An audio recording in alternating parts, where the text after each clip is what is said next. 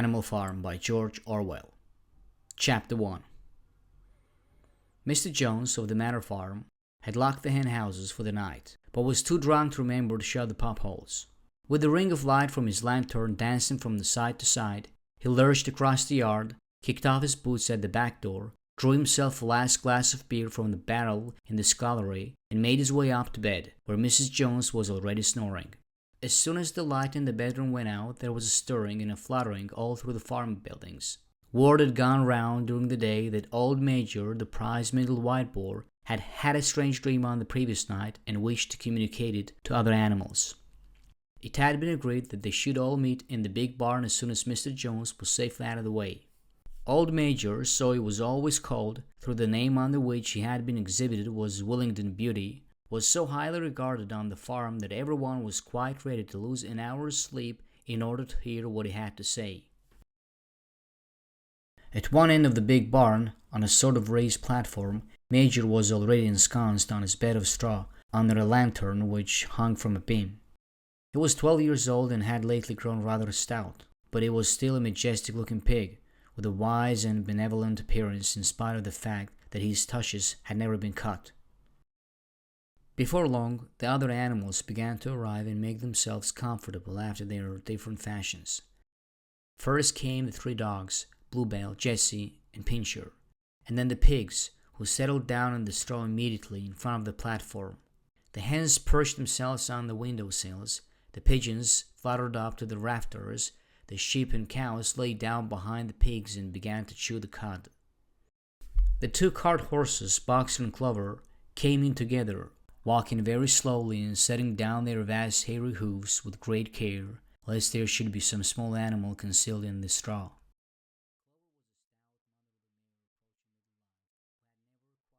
Clover was a stout, motherly mare approaching middle life, who had never quite got her figure back after her 4th foal. Boxer was an enormous beast, nearly 18 hands high and as strong as any 2 ordinary horses put together. A wide stripe down his nose gave him a somewhat stupid appearance, and in fact he was not of first-rate intelligence, but he was universally respected for his steadiness of character and tremendous power of work. After the horses came Muriel, the white goat, and Benjamin, the donkey. Benjamin was the oldest animal on the farm and the worst-tempered. He seldom talked, and when he did, it was usually to make some cynical remark. For instance, he would say that God had given him a tail to keep the flies off, but he would sooner have had no tail and no flies. Alone among the animals on the farm, he never laughed. If asked why, he would say that he saw nothing to laugh at. Nevertheless, without openly admitting it, he was devoted to Boxer. The 2 horses had just lain down when a brood of ducklings, which had lost their mother, filed into the barn, chipping feebly and wandering from side to side to find some place where they would not be trodden on. Clover made a sort of wall round them with her great foreleg, and the ducklings nestled down inside it and promptly fell asleep. At the last moment, Molly, the foolish, pretty white mare who drew Mr. Jones's trap, came mincing daintily in, chewing at a lump of sugar. She took a place near the front and began flirting her white mane, hoping to draw attention to the red ribbons it was plaited with. Last of all came the cat, who looked around as usual for the warmest place and finally squeezed herself in between Boxer and Clover. There she purred contentedly throughout Major's speech without listening to a word of what he was saying. All animals were now present except Moses, a tame raven, who slept on a perch behind the back door. When Major saw that they had all made themselves comfortable and were waiting attentively, he cleared his throat and began. "Comrades, you have heard already about the strange dream that I had last night. But I will come to the dream later. I have something else to say first. I do not think, comrades, that I shall be with you for many months longer. And before I die, I feel it my duty to pass on to you such wisdom as I have acquired. I have had a long life, I have had much time for thought as I lay alone in my stall, and I think I may say that I understand the nature of life on this earth as well as any animal now living. It is about this that I wish to speak to you. Now, comrades, what is the nature of this life of ours? Let us face it. our lives are miserable, laborious, and short. We're born, we're given just so much food as will keep the breath in our bodies, and those of us who are capable of it are forced to work to the last atom of our strength. And the very instant that our usefulness has come to an end, we're slaughtered with hideous cruelty. No animal in England knows the meaning of happiness or leisure after he is a year old. No animal in England is free. The life of an animal is misery and slavery. That is the plain truth. But is this simply part of the order of nature? Is it because this land of ours is so poor that it cannot afford a decent life to those who dwell upon it? No, comrades, 1,000 times no. The soil of England is fertile, its climate is good, it is capable of affording food in abundance to an enormously greater number of animals than now inhabit it. This single farm of ours would support a dozen horses, 20 cows, hundreds of sheep, and all of them living in a comfort and a dignity that are now almost beyond our imagining. Why then do we continue in this miserable condition? Because nearly the whole of the produce of our labor is stolen from us by human beings. There, comrades, is the answer to all our problems. It is summed up in a single word: man. Man is the only real enemy we have. Remove man from the scene, and the root cause of hunger and overwork is abolished forever. Man is the only creature that consumes without producing. He does not give milk. He does not lay eggs. He is too weak to pull the plow. He can't run fast enough to catch rabbits. Yet he is lord of all the animals. He sets them to work. He gives back to them the bare minimum that'll prevent them from starving. And the rest he keeps for himself. Our labor tills the soil. Our dung fertilizes it. And yet there is not one of us that owns more than his bare skin. You cows that I see before me, how many thousands of gallons of milk have you given during this last year? And what has happened to that milk which should have been breeding up sturdy calves? Every drop of it has gone down the throats of our enemies. And you hens, how many eggs have you laid in this last year, and how many of those eggs ever hatched into chickens? The rest have all gone to market to bring in money for Jones and his men. And you, Clover, where are those 4 foals you bore, who should have been the support and pleasure of your old age? Each was sold at a year old. You will never see one of them again. In return for your 4 confinements and all your labor in the fields, what have you ever had except your bare rations and a stall? And even the miserable lives we lead are not allowed to reach their natural span. For myself, I do not grumble, for I am one of the lucky ones. I'm 12 years old and have had over 400 children. Such is the natural life of a pig. But no animal escapes the cruel knife in the end. You young porkers who are sitting in front of me, every one of you will scream your lives out at the block within a year. To that horror we all must come. Cows, pigs, hens, sheep, everyone. Even the horses and the dogs have no better fate. You, boxer, the very day that those great muscles of yours lose their power, Johns will sell you to the knacker, who will cut your throat and boil you down for the foxhounds. As for the dogs, when they grow old and toothless, Johns ties a brick round their necks and drowns them in the nearest pond.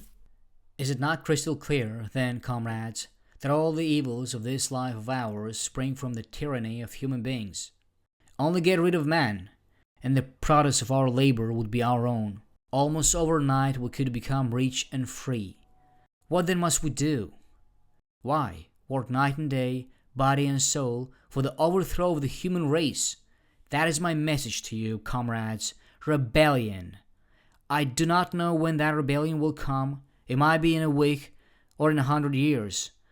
But I know, as surely as I see the straw beneath my feet, that sooner or later justice will be done. Fix your eyes on that, comrades, throughout the short remainder of your lives, and above all, pass on this message of mine to those who come after you, so that future generation shall carry on the struggle until it's victorious. And remember, comrades, your resolution must never falter. No argument must lead you astray.